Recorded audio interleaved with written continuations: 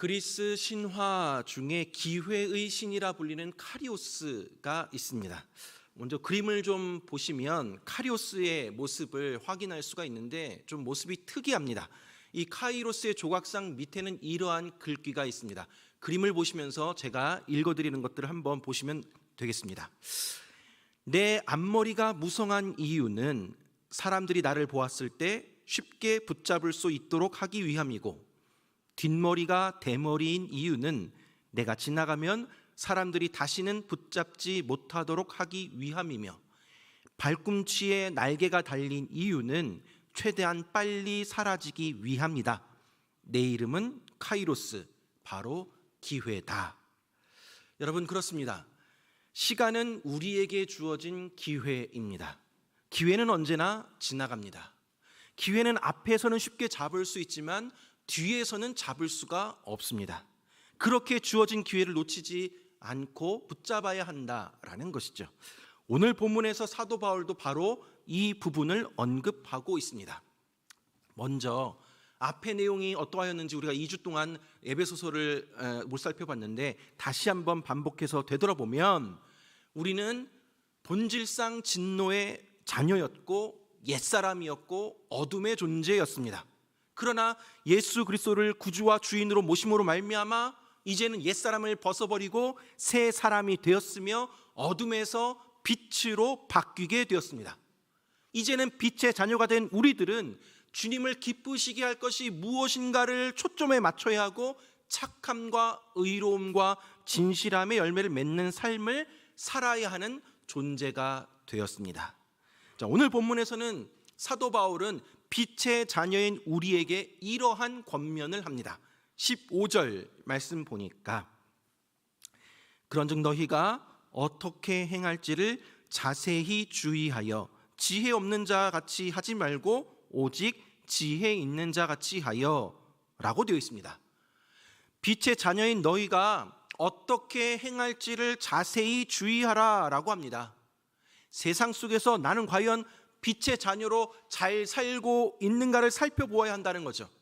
사람을 대하는 마음과 언어가 어떠한지, 나의 착한 행실을 통해 불신자가 하나님의 영광에 서도록 하고 있는지, 내가 사람 앞에서 겉과 속이 다르지는 않은지, 진실함의 열매를 맺고 있는지 자세히 돌아보면서 나 자신을 살펴보는 것, 이것이 바로 빛의 자녀의 모습이며 또한 이것이 바로 지혜 있는 자의 삶이라는 것입니다. 그러면서 사도 바울은 오늘 본문에서 빛의 자녀다운 지혜로운 삶이 무엇인가를 두 가지를 통해 말씀하고 있습니다. 첫째로 빛의 자녀다운 지혜로운 삶은 바로 세월을 아끼는 것입니다.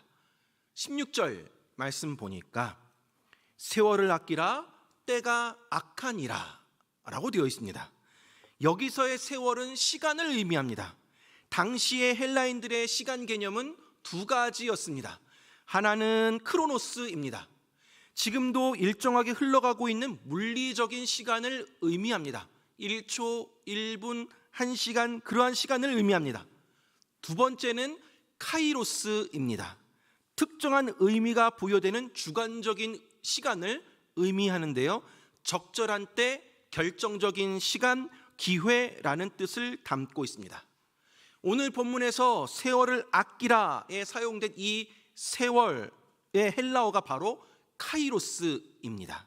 우리가 앞서 살펴본 기회의 신 카이로스가 바로 이것입니다. 흘러가는 시간 속에서 하나님의 손길이 임하는 어떤 결정적인 시간을 의미합니다. 카이로스의 시간은 주님의 역사심이나 주님의 손길이 개입해 들어오셔서 내 삶을 변화시키거나 결정적인 일들을 일으키는 순간을 의미합니다. 또한 여기서 세월을 아끼라에서 아끼다 라는 것을 헬라어로는 건져내다, 사다, 구원하다 라는 뜻이 있습니다. 여러분, 성경에도 세월을 아끼라의 숫자 표시가 되어 있을 터인데 그 밑에 보면 뭐라고 적혀 있냐면 기회를 사다라고 적혀 있을 것입니다. 즉 세월을 아끼라 라는 그 의미는 시간을 구원하라, 시간을 건져내라, 기회를 사라 라는 의미인 것입니다. 따라서 이 악한 세대 속에서, 이 악한 시대 속에서 빛의 자녀들이 해야 할 지혜로운 모습은 바로 흘러가는 시간 속에서 하나님이 원하는 그 시간을 건져 올리는 것입니다. 우리에게 주어진 하루 24시간의 그 시간을 하나님 안에서 건져 올려야 합니다. 주님 안에서 건져 올려서 의미 있고 가치 있는 그 카이로스의 시간으로 만들어 가야 하는 것입니다. 우리는 세상 사람들과 똑같이 흘러가는 시간 속에 묻혀서 살아가는 존재가 아니라 그 흘러가는 시간 속에서 하나님이 반드시 오늘도 내 삶에 개입해 들어오셔서 역사하실 것이다라는 카이로스의 시간으로 삼는 것, 그 크로노스의 시간을 카이로스의 시간으로 변화시키는 존재가 바로 그리스도인이라는 것입니다. 그렇다면 왜 우리가 세월을 아껴야 합니까? 그 이유는 바로 때가 악하기 때문입니다. 여기서의 때는 헬라어로 날들이라는 의미가 있습니다. 우리가 하루하루 맞이하는 이 날들이 악하다라는 거죠. 그 악한 이유는 이 세상이 사단의 지배를 받고 있기 때문입니다. 사단은 사람들의 마음을 혼미하게 하여서 먹고 사는 것을 인생의 목적으로 만들어버립니다. 지금 그저 눈에 보이는 대로, 지금 그저 마음에 끌리는 대로 살아가도록 합니다. 그래서 하나님의 말씀이 귀에 들리지 않습니다. 하나님의 사명이 눈에 보이지 않습니다. 지금이 악한 때라고 생각하지 않습니다. 그래서 세월을 아끼지 않습니다. 또한 여기서 때가 악하다라는 그 말은 주님이 오실 때가 가까웠다라는 의미도 있습니다. 다시 말하면 하나님의 심판의 날이 다가오고 있다라는 말입니다. 우리에게 남은 시간이 너무 짧다는 말입니다. 그런데 사람들은 그렇게 생각하지 않습니다. 자신에게 남은 시간이 너무 많다라고 생각합니다. 하나님의 심판이 코앞에 다가왔는데도 한평생 그저 먹고 사는 것에만 관심을 가지기 때문에 때가 악한 것입니다.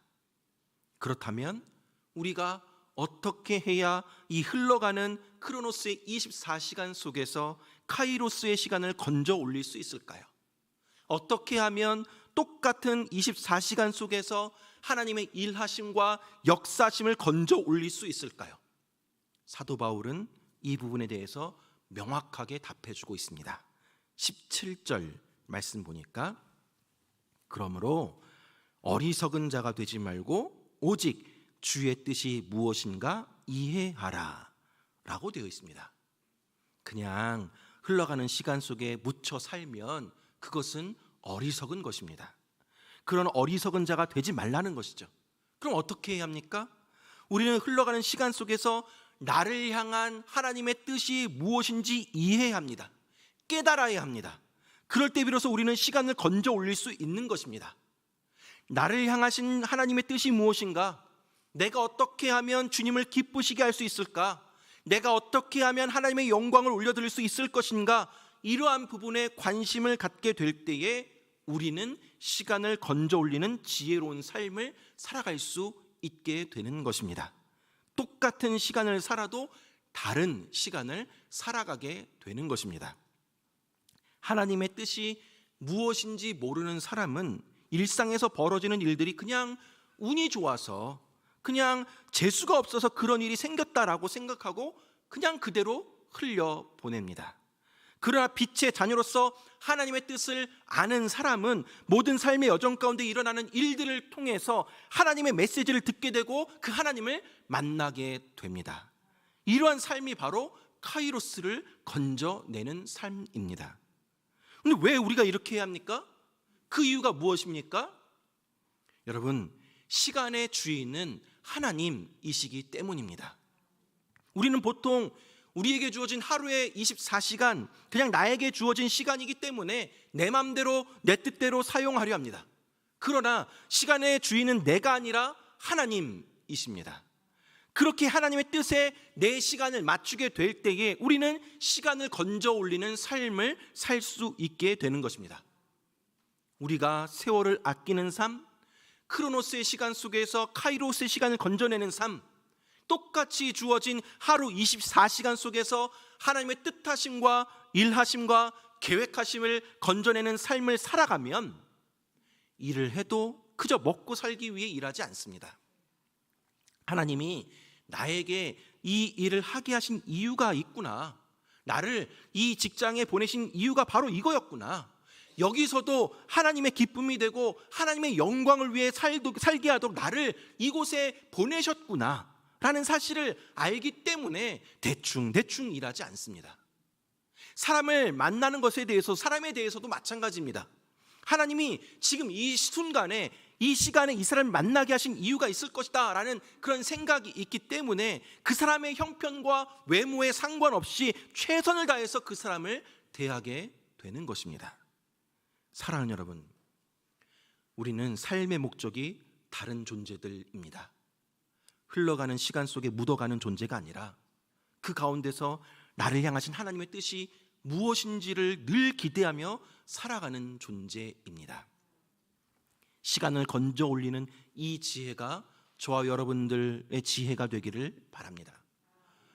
우리에게 주어진 모든 시간이 하나님의 기쁨과 하나님의 영광에 맞춰지게 되길 간절히 바랍니다.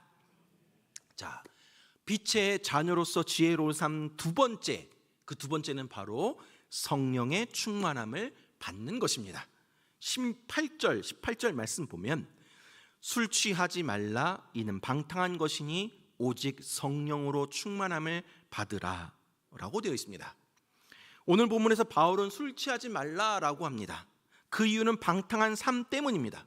술 취함의 문제는 단순히 그 자체에만 문제가 있는 것이 아니라 그것으로 인해서 삶이 무절제하게 되고 방탕하게 되기 쉽다라는 것이 더 큰 문제가 되는 것입니다. 이러한 방탕한 삶에서 벗어나서 세월을 아끼고 지혜 있는 삶을 살기 위해 우리는 성령의 충만함을 받아야 합니다. 오늘 본문은 우리에게 성령의 충만함을 받으라 라고 명령하고 있습니다. 그리스도인이라면 반드시 성령으로 충만해야 합니다. 성령으로 충만할 때 세상을 이기고 육체 욕심을 이기고 그리스도의 증인으로 살아갈 수 있는 것입니다. 그러므로 그리스도인이라면 반드시 성령 충만을 받기 위해 최선을 다해야 하는 것입니다. 사랑하는 여러분, 사람이 술에 취하면 그것을 감출 수가 없습니다. 술에 취한 사람은 분명히 표시가 나게 되어 있습니다.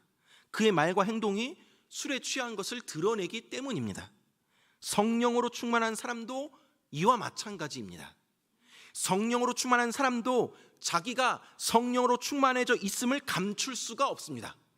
그의 삶과 행위가 성령의 열매를 맺는 성령의 사람임을 드러내기 때문입니다. 사실 여러분, 성령 충만한 사람은 가장 매력적인 사람입니다. 온몸에 성령의 열매를 지니고 또 그렇게 살아가는 사람들이기 때문입니다. 오늘 본문에서 19절에서 21절까지는 성령 충만함의 열매들을 소개하고 있습니다. 한 절씩 보면 19절 보면 시와 찬송과 신령한 노래들로 서로 화답하며 너희의 마음으로 주께 노래하며 찬송하며 라고 되어 있습니다. 성령 충만하면 마음으로 우러나오는 찬송이 나오게 됩니다. 온 마음을 다해 찬양하고 온 마음을 다해 예배하며 경배하게 되는 것이죠. 상황과 성편에 상관없이 내 입술에서 찬송이 끊임없이 흘러나오게 되는 것입니다. 또한 20절 말씀 보니까 범사에 우리 주 예수 그리스도의 이름으로 항상 아버지 하나님께 감사하며 라고 되어 있습니다. 성령 충만하면 범사에 모든 일에 항상 하나님 앞에 감사하게 됩니다. 좋은 일이 있을 때나 나쁜 일이 있을 때나 어떠한 상황과 형편에서든지 항상 하나님 앞에 감사하게 되는 것이죠. 21절 보면 그리스도를 경외함으로 피차 복종하라 라고 되어 있습니다. 성령 충만하면 피차 복종하게 됩니다. 여기서 복종하다라는 말은 어떤 상대방의 아래 정렬한다라는 의미를 가집니다.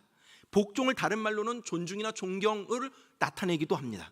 그러므로 성령 충만한 사람은 사람들과의 관계 속에서 그리스도를 경외함으로 서로에게 예의 바르며 존경하며 존중하게 됩니다. 정리해서 말씀드리면 성령 충만하게 되면 하나님을 향하여서는 마음에서 우러나오는 찬송과 범사에 감사, 항상 하나님께 감사하게 되고, 사람들을 향하여서는 예의 바름과 존중과 존경의 모습으로 관계가 회복이 이루어진다라는 것입니다. 자, 그렇다면 반대로 내 삶 속에서 성령이 충만하지 않으면 어떻게 될까요? 찬송이 형식적이 되어버립니다. 입은 찬송하는데 마음은 다른 곳에 가 있습니다. 찬양의 가사는 기뻐하라 라고 하는데 나의 인상은 찌그리고 있습니다. 찬송은 곡조 있는 기도인데 성령 충만이 사라지면 찬송이 지겨워지기 시작하는 것입니다.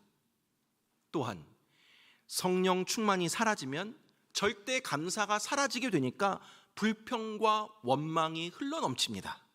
조그만 일에도 짜증을 내게 되고 예민하게 반응하게 됩니다.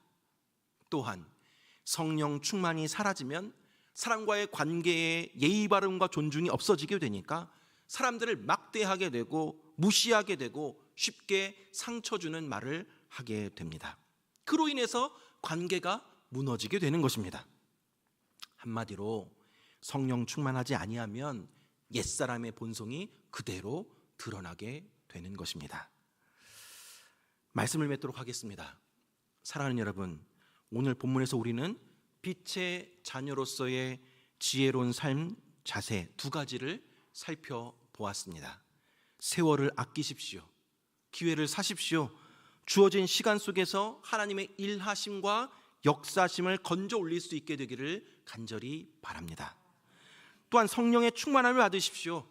성령의 충만함을 통하여서 하나님을 향하여서는 마음으로 우러나오는 찬송과 절대 감사가 나오고, 사람들을 향하여서는 예의 바름과 존중과 존중의 모습으로 관계 회복이 이루어지게 되길 간절히 바랍니다. 사랑하는 여러분, 오늘 본문에서 이처럼 세월을 아끼며 흘러가는 시간 속에서 카이로스의 시간을 건져내는 삶을 살아가는 것, 그리고 성령 충만한 삶을 살아가는 것, 여러분 이것은 하나로 연결이 됩니다. 그것은 바로 하나님의 은혜를 깨달으면 됩니다. 저는 요즘 하나님의 은혜를 참 많이 깨닫게 되는데요, 제가 지금 이 자리에서 여러분 앞에 서서 이렇게 설교를 하고 또 영주 동북교회 담임 목사로서 사역을 하고 있다는 것이 다 하나님의 은혜임을 절실하게 깨닫고 있습니다. 전에도 말씀드렸는데 올해 수영록교회 이규현 목사님과 황수경 사모님이 15교회 목사님 사모님의 멘토가 되어주셔서 로드맵 플러스의 과정을 1년간 지금 진행하고 있습니다. 신학교에서도 배울 수가 없고 책에서도 배울 수가 없었던 삶에서 우러나오는 경험들을 듣고 있는데요, 한 달에 두 번씩 월요일마다 부산에 이 새벽에 내려가서 저녁 10시가 돼서 돌아오곤 합니다. 피곤하지만 그 시간들을 통해서 저의 삶과 가정과 우리 교회에 부어주시는 하나님의 은혜를 절실하게 깨닫고 돌아오게 됩니다. 지난 3월에 경주에 있는 수영록교회 그 수영관에서 2박 3일의 로드맵 플러스 수련회를 가졌었는데요, 함께 영상을 보며 설교를 마무리 짓도록 하겠습니다. 함께 영상을 보도록 하겠습니다.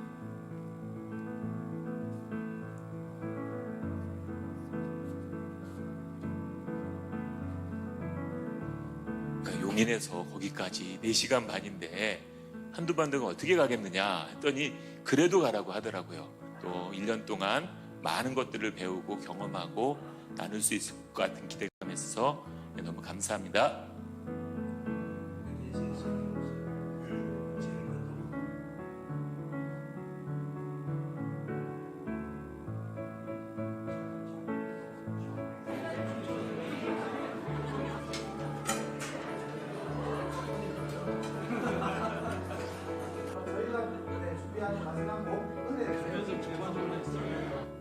사모는 20살 때부터 30년 동안 계속 일을 하고 있었는데 2월 달에 이것 때문에 학교를 퇴직하고 이렇게 이 자리에 오기로 마음 먹고 1년 동안 이렇게 하기로 마음 먹고 이렇게 왔습니다.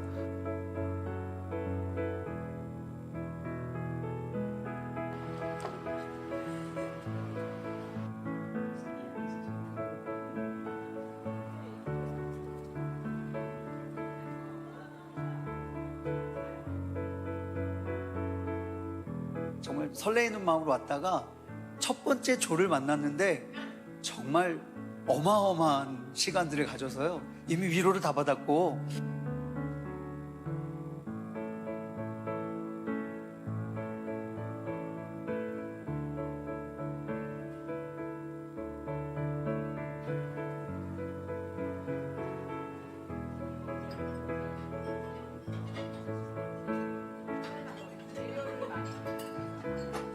조원들과 함께 모여서 이야기를 나누는데 와, 나 복 있는 사람 많네 라고 생각을 했습니다. 오늘 여기 있는 것이 저로서는 감격스럽고요. 그래서 이런 것들을 나누는 것 자체가 큰 행복이네요.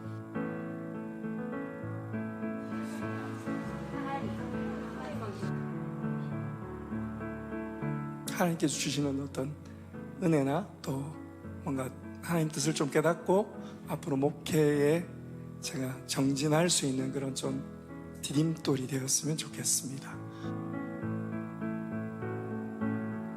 하나님께서 우리의 목회의 문을 활짝 열어주시는 마귀는 떠나고 천사가 와서 수종을 다는 목회. 여러분 우리가 하는 거 아닙니다. 하나님이 하십니다.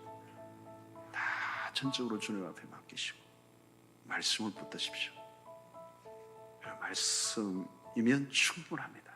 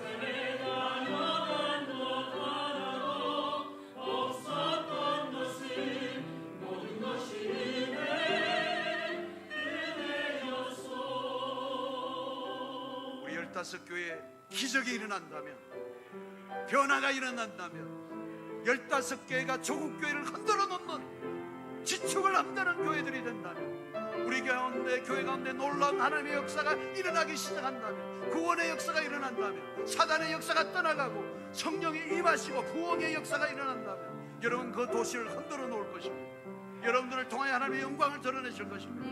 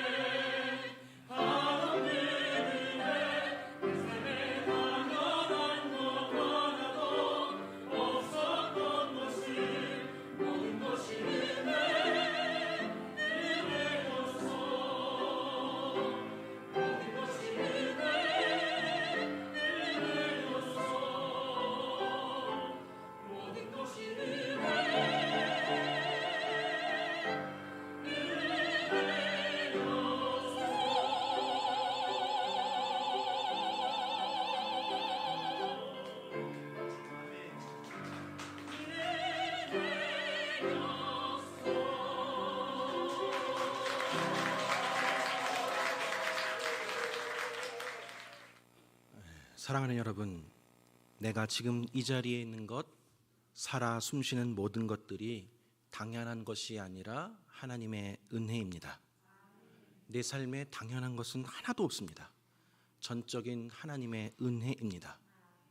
내가 누려왔던 모든 것들이, 내가 지나왔던 모든 시간이, 내가 걸어왔던 모든 순간이 당연한 것이 아니라 하나님의 은혜였음을 깨닫는 사람이 바로 세월을 아끼는 삶입니다.